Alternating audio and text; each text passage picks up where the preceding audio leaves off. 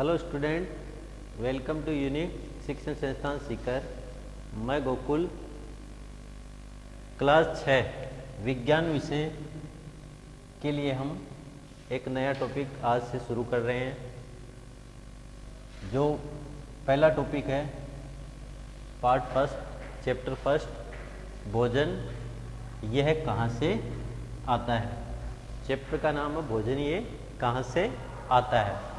तो इसके लिए देखो, हमें कई चीज़ों के बारे में जानना अति आवश्यक है। सबसे पहले ये जो चैप्टर है, इस चैप्टर में हम पढ़ेंगे विभिन्न खाद्य पदार्थ कौन कौन से होते हैं, उनका उपयोग किस प्रकार किया जाता है, ये देखेंगे। उसके बाद में हम देखेंगे खाद्य सामग्री और उनके स्रोत।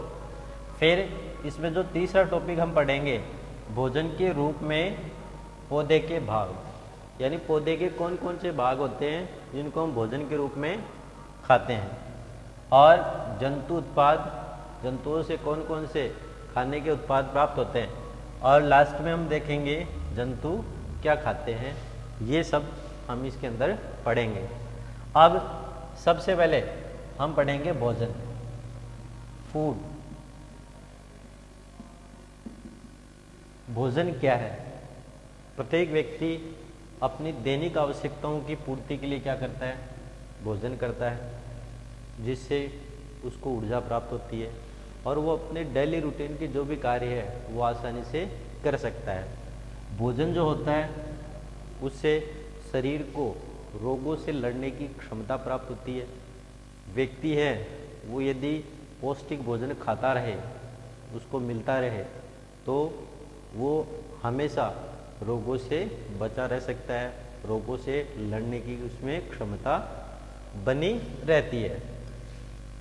भोजन जो है उससे एक है ऊर्जा प्राप्त होती है, रोगों से लड़ने की क्षमता प्राप्त होती है। फिर उसमें एक जो भोजन है, भोजन का एक रूप ही मान लो संतुलित भोजन। संतुलित भोजन संतुलित के नाम से प्रतीत होता है, जिसमें हर प्रकार के पोषक तत्व उपस्थित हो, जैसे कार्बोहाइड्रेट्स,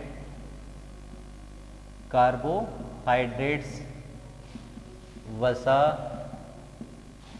प्रोटीन, विटामिन, खनिज लवण, आहारी रेशे व जल। तो संतुलित भोजन किसे कहते हैं, वह भोजन जिसमें आवश्यक सभी पोषक तत्व है, कार्बोहाइड्रेट्स, वसा, प्रोटीन, विटामिन, खनिज लवण, आहारी रेशे व जल उपस्थित हो, वह भोजन संतुलित भोजन कहलाता है। ये कहाँ से आता है, भोजन है उसके विभिन्न स्रोत हैं जिससे हम प्राप्त करते हैं। कई रूपों में हम भोजन को प्राप्त कर सकते हैं, जैसे विभिन्न खाद्य पदार्थ। अब देखते हैं विभिन्न खाद्य पदार्थ। विभिन्न खाद्य पदार्थ खाने वाले विभिन्न प्रकार के पदार्थ होते हैं। जैसे हम देखते हैं, जैसे आहारी रेशे हैं, आहारी रेशे जो खासकर फल जो होते हैं, ठीक है, और उसके बाद में जो ड्राई फ्रूट्स, सूखे मेवे, उनसे प्राप्त होते हैं।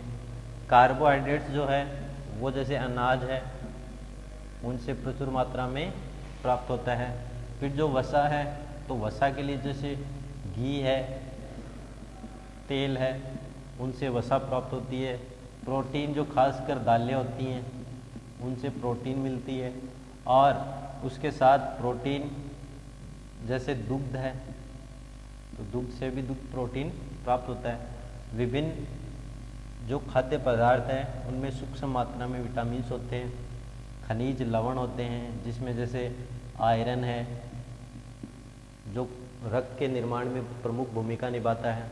उसके बाद में जैसे कैल्शियम है, कैल्शियम, मैग्नीशियम, ये सब शरीर के लिए परम आवश्यक तत्व होते हैं। अब खाद्य सामग्री और उनके स्रोत। तो खाद्य सामग्री और उनके कौन कौन से स्रोत है उसके बारे में हम देखेंगे। उससे पहले हम एक सारणी के द्वारा कुछ एक क्रियाकलाप मान लो, एक सारणी मान लो, उसके द्वारा हम कुछ खाद्य पदार्थ है उनको श्रेणी के रूप में देख सकते हैं। जैसे खाद्य पदार्थ, और एक तरफ हम बना सकते हैं कच्ची सामग्री। कच्ची सामग्री तो खाद्य पदार्थ में जैसे रोटी है या जिसको हम बोलते हैं चपाती, तो इनमें कच्ची सामग्री कौन सी उपयोग होती है? खासकर आटा व जल। इसी प्रकार जो दाल होती है, दाल में कौन कौन सी कच्ची सामग्री प्रयोग होती है? जैसे कच्ची दाल, उसके बाद में इसमें डालते हैं नमक भी डालते हैं, जल भी डालते हैं, मसाले भी डालते हैं, और जैसे तेल या हम बोल सकते हैं घी, तो इसका उपयोग किया जाता है। अब है खाद्य पदार्थों के विभिन्न स्रोत। तो खाद्य पदार्थ हमें किन किन स्रोतों से प्राप्त होते हैं? एक तो होते हैं पादप स्रोत और एक होते हैं जंतु स्रोत। तो पादप जो होते हैं उनसे विभिन्न प्रकार के, जैसे एक उदाहरण लेते हैं सरसों। सरसों जो होता है वो कई तरह से उपयोगी है। जैसे सरसों के बीज होते हैं, सरसों के बीज से तेल प्राप्त होता है। सरसों के बीज से तेल प्राप्त होता है।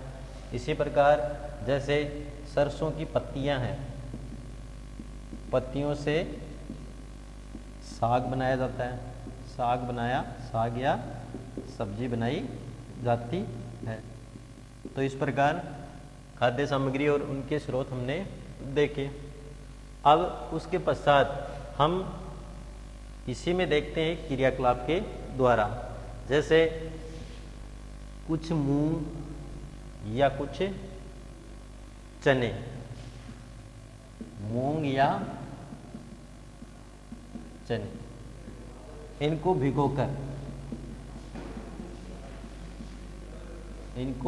भिगोकर कुछ समय के लिए और उन्हें किसी सूती कपड़े में डालकर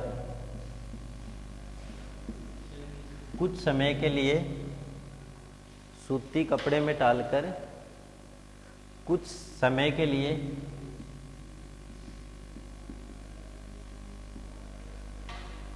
रखा जाता है। तो हम क्या देखते हैं, ये जो मूंग या जो चना है वो क्या होने लगेंगे? अंकुरित होने लगते हैं, अंकुरित होने लगते हैं। अब इन अंकुरित चने या मूंग में प्रचुर मात्रा में पोषक तत्व पाए जाते हैं। प्रचुर मात्रा में पोषक तत्व होते हैं, और ये जो पोषक तत्व इसमें खासकर प्रोटीन जो है वो प्रचुर मात्रा में होता है, और उनको फिर या तो कच्चा खाते हैं या फिर पकाकर खाया जा सकता है। इस प्रकार एक आहार का एक प्रकार हम देख सकते हैं। चने या मूंग को भिगाकर जो अंकुर निकलते हैं उसको खाकर हम प्रोटीन प्राप्त कर सकते हैं। अब उसके बाद में हम देखते हैं, जैसे ये तो हो गया पादप। अब देखते हैं जंतु, जंतु व उसके उत्पाद। जैसे एक उदाहरण लेते हैं मुर्गी। अब मुर्गी को जो मांसाहारी प्राणी हैं वो या तो मांस के रूप में उपयोग करते हैं या फिर जो अंडे हैं, अंडे के रूप में इनको खाया जाता है। इसी प्रकार हम देख सकते हैं मधुमक्खी। मधुमक्खी जो है वो फूलों से मकरंद चूसती है, फूलों से मकरंद चूसती है। और हमारे लिए एक आहार जिसे हम बुलाते हैं शहद या मधु, उसका निर्माण करती है। और ये मधु एक प्रमुख पोषक तत्व के रूप में उपयोग में आता है। प्रमुख पोषक तत्व के रूप में मधु का उपयोग किया जाता है। तो इस प्रकार हमने पढ़ा कि जो खाद्य सामग्री और उनके कौन कौन से स्रोत होते हैं। अब भोजन के रूप में पौधों के भाग और जंतु उत्पाद। तो भोजन के रूप में पौधों के भाग भी हमने देख लिए, जैसे मूंग और जो चना है उसको हम अंकुरित करके खाते हैं तो उससे हमें प्रोटीन मिलता है। और इसी प्रकार हमने जंतुओं के भाग देखे, जैसे मुर्गी, तो मुर्गी है उसको मांस के रूप में खाते हैं, उनसे मांस प्राप्त करके पकाकर खाया जाता है। और मुर्गियों के जो अंडे होते हैं उनमें प्रचुर मात्रा में क्या होता है, प्रोटीन होता है, एल्ब्यूमिन प्रोटीन होता है, उस प्रोटीन को खाया जाता है। इसी प्रकार हमने एक उदाहरण देखा मधुमक्खी। तो मधुमक्खी क्या करती है, फूलों से मकरंद चूसती है और उस मकरंद से शहद या मधु का निर्माण करती है, जो भी पोषक तत्वों से भरपूर होता है। अब उसके बाद में हम आगे देखेंगे जो जंतु है, एक सारणी के द्वारा समझेंगे जंतु की कौन कौन सी श्रेणी होती है या उनका भोजन। तो अगला है जंतु व उनका भोजन, जंतु व उनका भोजन। जैसे एक सारणी के द्वारा इसको समझते हैं, जैसे भैंस, उसके बाद में जैसे बिल्ली है, उसके बाद में जैसे चूहा है, शेर है, बाघ है, मनुष्य है और हम लिख सकते हैं गाय। एक सामान्य सी श्रेणी के द्वारा इसको समझते हैं। जैसे जो भैंस होती है वो क्या खाती है, खासकर जैसे घास होता है या जो खली होती है उसका उपयोग करती है खाने के लिए। और जैसे भूसा होता है, भूसे के साथ अन्य खाद्य पदार्थ जैसे घास वगैरह है, अन्य खाद्य पदार्थ जैसे घास, इसका उपयोग भोजन के रूप में करती है। फिर जैसे बिल्ली है, तो बिल्ली क्या खा सकती है, रोटी भी खा सकती है, दूध भी पी सकती है। उसके साथ छोटे छोटे जीव है उनको भी अपने आहार के रूप में ग्रहण कर सकती है। फिर आगे जैसे है चूहा, तो चूहा मुख्य रूप से फल है, फलों को कुतर कर खाता है। उसके बाद में जैसे अनाज है, अनाज को वो खा सकता है। फिर जैसे शेर है, तो शेर जो है वो मांसाहारी है, जैसे हिरण है और जैसे जंगली, खासकर जंगली भैंसे या उनको अपने आहार के रूप में काम में लेता है। फिर आता है बाघ, तो बाघ भी क्या करता है, एक मांसाहारी है, सर्वोत्तम मांसाहारी। हिरण और जंगली भैंसे उनको अपने आहार के रूप में ग्रहण करता है। मनुष्य क्या है,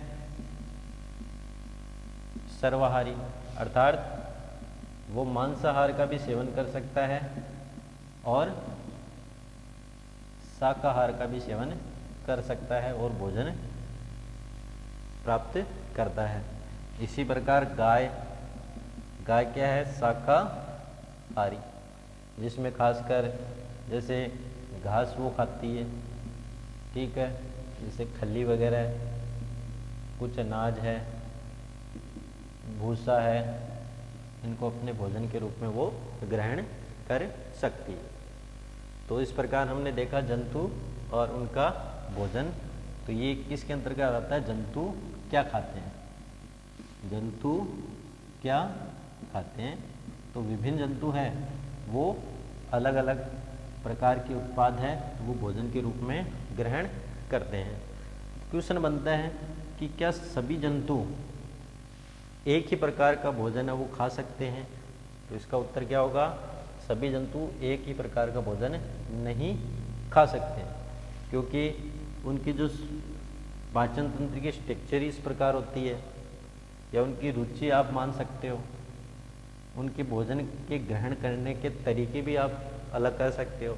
उसके आधार पे हर प्रत्येक जो जीव है उनका भोजन क्या होता है? अलग अलग होता है। अब इस चैप्टर का जो अंतिम और लास्ट जो टॉपिक है वो हम पढ़ेंगे, जो भोजन जीव भोजन करता है, भोजन करने के तरीकों के आधार पर जीवों के प्रकार, जीवों के प्रकार, भोजन करने के तरीकों के आधार पर जीवों के प्रकार। अब भोजन करने के तरीकों के आधार पर जो जीव होते हैं वो 3 प्रकार के होते हैं। सबसे पहले होता है शाकाहारी, शाकाहारी जीव। उसके बाद में आता है मांसाहारी जीव, और अंत में आता है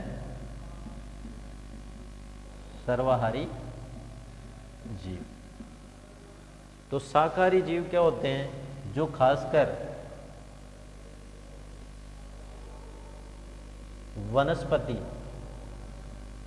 वनस्पति या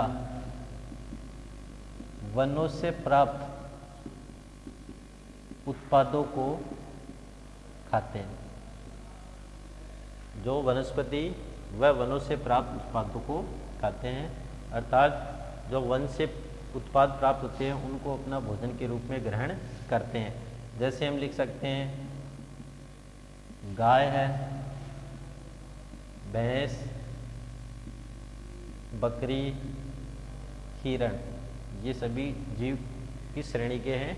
शाकाहारी श्रेणी के। अब अगला जो जीवों का प्रकार है वो आता है मांसाहारी जीव।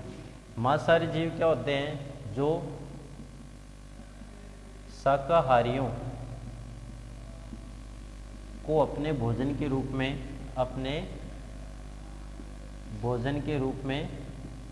ग्रहण करते हैं। जैसे हिरण है, या छोटे जीव जंतु है,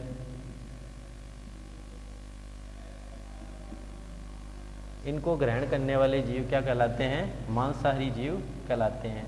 उदाहरण के रूप में हम दे सकते हैं, जैसे शेर है, बाघ है। तो ये जीव किस श्रेणी के कहलाते हैं?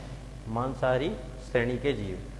और अंत में जो है वो है सर्वाहारी जीव। सर्वाहारी जो शाकाहारी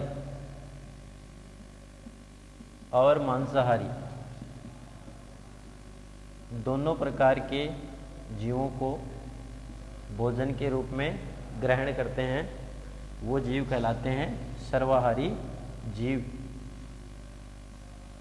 जैसे मनुष्य वो सर्वाहारी जीव है, अर्थात वो शाकाहारी और मांसाहारी सभी प्रकार के जीवों को भोजन के रूप में ग्रहण कर सकता है। तो इस प्रकार हमने इस चैप्टर में देखा कि विभिन्न खाद्य पदार्थ कौन कौन से हैं, खाद्य सामग्री उनके स्रोत कौन कौन से हैं, और भोजन के रूप में पौधों के कौन कौन से भाग हैं, और जंतु हैं उनके कौन कौन से भाग हैं, उनका उत्पाद के रूप में किस प्रकार प्रयोग किया जाता है, जंतु क्या खाते हैं, और अंत में हमने देखा भोजन करने के तरीकों के आधार पर जीव हैं वो कितने प्रकार के होते हैं। इस प्रकार हमने इस चैप्टर को पढ़ा, जिसमें हमने ये सभी पॉइंट ध्यान से देखे।